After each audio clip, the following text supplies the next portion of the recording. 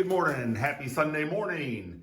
It is a chilly 30 degrees out here, and I decided to come out and clean the loft. As you can see, it's pretty filthy. I hung up a light in the loft. This is more for me and not the pigeons, with it getting dark about 4:30, 5 o'clock here in Middle Tennessee. When I come out here after work, I need a little light to do everything. So let me get this cleaned up and I'll be back in a few.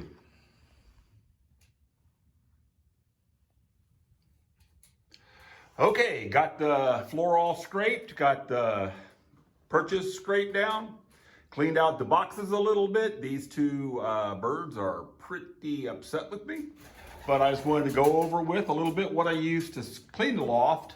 First of all, in other videos, I noticed everybody using these floor scrapers, and I just didn't have much luck with them. They're just heavy, they make a lot of noise scraping, and they upset the birds.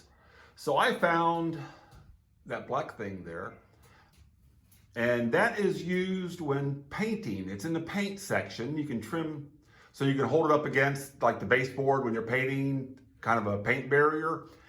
And that works great for scraping the floors. It's long enough, it gets a pretty good area, and everything just scrapes up. And then just a normal drywall spatula and a dustpan, and that's all you need. I do have a couple of little plastic scrapers I use if I have to get into a small space or something like that. Now those I found at Harbor Freight in the automotive section, and they're supposed to be used for Bondo, but they work great for scraping off the perches and getting into the boxes and stuff like that. And they're wide, and they're not too wide that you can't get in between the joists or the wall studs when scraping that out, which is one of the reasons I'm going to end up putting plywall on all these walls, is because of the mess that gets down into in between the studs on the bottom. And that's pretty much a useless space. I saw in someone's video where they put up little barriers across the front and used one for grit and stuff like that. And I might attempt that. So that's all the tools that I use to clean out my loft. It doesn't take much more than that. Oh, and it takes a bucket, which I have around here somewhere, to put everything in. So that's all it takes. I also got me some pink snap-on bands, like this hen is wearing right now, to put on when I know they're a hen, so I can start keeping track of when I figure out which one's which. I can band them and figure them out. Now, if you notice, where did she go? I lost her again. When they're all white, they're hard to find. But the guy I got this hen from, he had the same problem I did, so he knew it was a hen.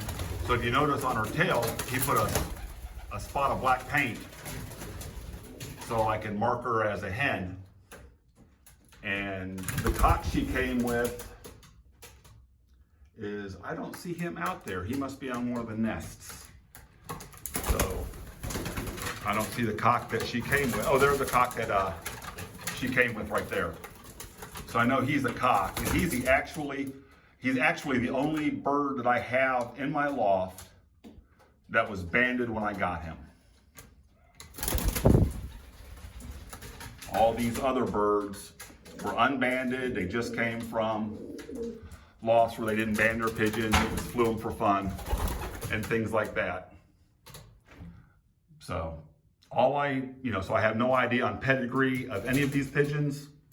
The guy I got my 6 from said they were all Jansons, but you can take that with a grain of salt. You really don't know, because they're not banded, no pedigrees or anything. And I'm not going to band my birds with any type of official bands.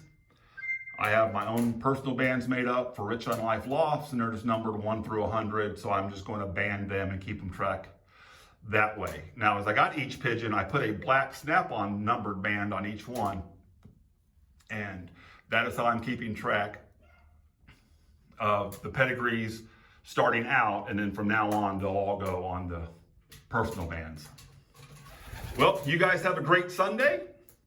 Watch some football, enjoy a wobble pop, and have a great day.